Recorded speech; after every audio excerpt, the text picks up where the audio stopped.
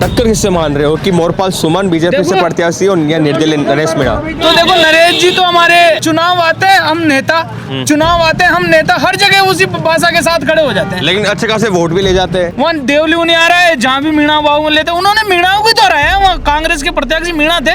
इस जाति से आने वाले वो नेता चलो है, लेकिन दमदार है या कुछ आपको क्या लगता है? अब कहीं तो एक जगह स्थिर होके काम तो करना पड़ेगा ना नेताजी को। उन्हें क्या आदरणीय जिनने उनको राजनीति में जमाया, किरोड़ी लाल जी उनके साथ नहीं हो, उनके लिए गलत बोलते हैं। वो तो कहीं किरोड़ी जी के लिए नहीं है, किरोड़ी जी ने उनको छोटा किरोड़ी नाम दिया था। हाँ, छोटा किरोड़ी। लेकिन उस आदमी की किरोड़ी जी ने टूल बता रखा है उनको, तो भारतीय जनता पार्टी का टूल का नारा किरोड़ी जी ने दिया है। महारानी साहिबा सांसद रही, उनका बेटा सांसद है हमारे दुष्यंत जी, उनके लिए क्यों शब्द नहीं निकल रहे? शायद टूल है इसलिए तो उनके लिए वर्ड नहीं निकल रहे उनके पास। वसुंधरा जी के पहले करीबी माने जाते थे, आपको पता हो तो वो करीबी कब किसके हो जाए, आपके हो जाए, मेरे हो जाए, कब मेरे लात मार दे, कब आपके मार दे, उनकी स्थिति है।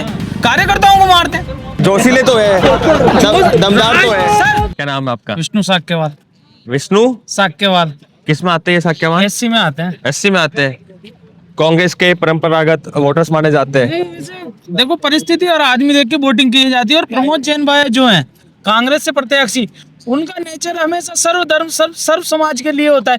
वो गरीब की भी बात करते हैं और मजदूर शोषित वर्ग के लिए हमेशा तत्पर सेवा के लिए खड़े रहते हैं। अगर उनके कार्य योजना देखी जाए तो गरीब बच्चियों के 3 बार सम्मेलन करा चुके हैं। एक तो 701 जोड़ेगा, एक 1111 और एक विश्व रिकॉर्ड 2222 जोड़ो। वो विश्व रिकॉर्ड है। हाँ 2222 उसे तो किसी ने करवाया नहीं आज तक इंडिया में। नहीं भी नहीं है एक साथ सामूहिक विवाह सम्मेलन कराने का। हाँ। और उनकी तो दया और कृपा अपने विधानसभा क्षेत्र नहीं, पूरे जिले नहीं, पूरे राजस्थान में उनके धार्मिक काम में बोलते हैं। जिस प्रकार हमारे यहाँ साबाद घाटी में माताजी का मंदिर का निर्माण हो, जो ऐतिहासिक है, देखने लायक है।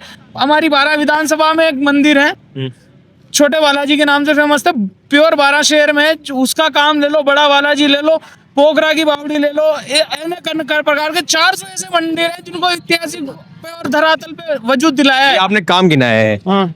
टक्कर किससे मान रहे हो कि मोरपाल सुमन बीजेपी से प्रत्याशी और या निर्दलीय नरेश मीणा? तो देखो नरेश जी तो हमारे विधानसभा क्षेत्र या हमारे 12 शहर के लिए कभी कोई कांग्रेस कार्यकर्ता या किसी जन के लिए कोई काम ही नहीं करा। वो कह रहे हैं मैं 12 जिले से ही रहने वाला हूँ। नहीं, लेने वाले उन्होंने पॉलिटिक्स करी जयपुर की तरह की। हाँ हाँ। जयपुर की यूनिवर्सिटी पे उन्होंने जयपुर लोकल पे पॉलिटिक्स करी, न कि 12 के किसी की बात करी आज तक।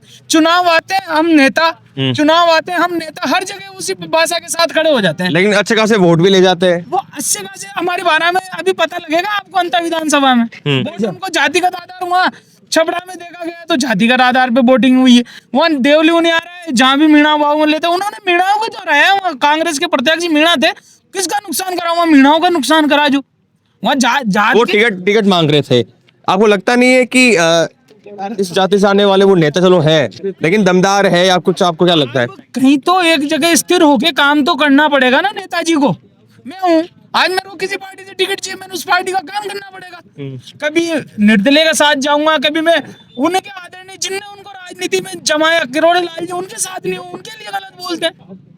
वो तो कहीं किरोड़ी जी के लिए नहीं है, किरोड़ी जी ने उनको छोटा किरोड़ी नाम दिया था। हाँ, छोटा किरोड़ी नाम। लेकिन उस आदमी की पोटली बांधने मैंने के लिए आ रही हूँ। पहले उनका इंटरव्यू किया था जब वो जेल से बाहर आए थे, जो प्रकरण हुआ था एसडीएम को थप्पड़ मारने वाला। उसके बाद मैंने उनका इंटरव्यू किया जयपुर में, तो मैंने उनसे पूछा कि क्या किरोड़ी लाल मीणा आपको पसंद करते चाहते हैं? तो वो कह रहे थे कि मेरा सपना है किरोड़ी लाल मीणा मुझे ऐसे पीठ पे हाथ रख कर कहे कि राजनीति अब तुम करो। तो वो सपना है, लेकिन वो उनका ही नहीं हो पा रहा है ना। किरोड़ी जी ने टूल बता रखा है उनको, तो भारतीय जनता पार्टी का टूल का नारा किरोड़ी जी ने दिया है, ना कि कोई कांग्रेस विशेष ने दिया है। उन्हीं के उनको ही आदर्श माना है ना। उन्होंने कहा था इनडायरेक्टली कार्यक्रम में, कहा ना उनने, उनके मन से कहा ना।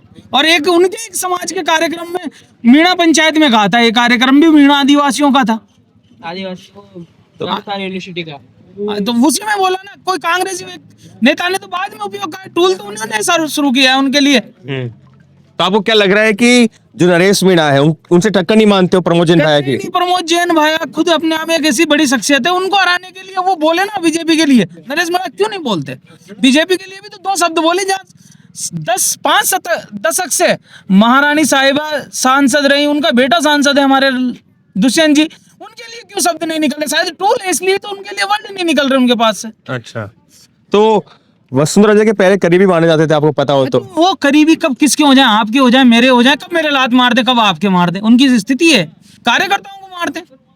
अच्छा, पर जोशीली तो है, दमदार तो है। चलो एक सेकंड। राजनीति में दम विशेष नहीं रखता है। राजनीति में एक संयम मर्यादित भाषा, अपना ऊर्जा के साथ संयम और मर्यादित भाषा होना जरूरी है। कोई भी पॉलिटिशियन हो, कहीं भी बड़े स्टेज पे देख लो, जितने भी बड़े पॉलिटिशियन, कहीं इस प्रकार की लेवल की चुनाव सब जगह, हम राजा के सामने भी चुनाव लड़ता है प्रमोद विजयन भाई हमारे भाई साहब, और हमने राजस्थान में हर बड़े व्यक्ति के सामने चुनाव लड़ा। तो राजा जी एक्टिव हो गए, क्या मानते हो? चुनाव आए ना, अब उनकी भी जिम्मेदारी बनती है उनकी पार्टी के लिए काम करना, इतना सा एक्टिव हो। क्या मैडम एक्टिव होने जा रही है?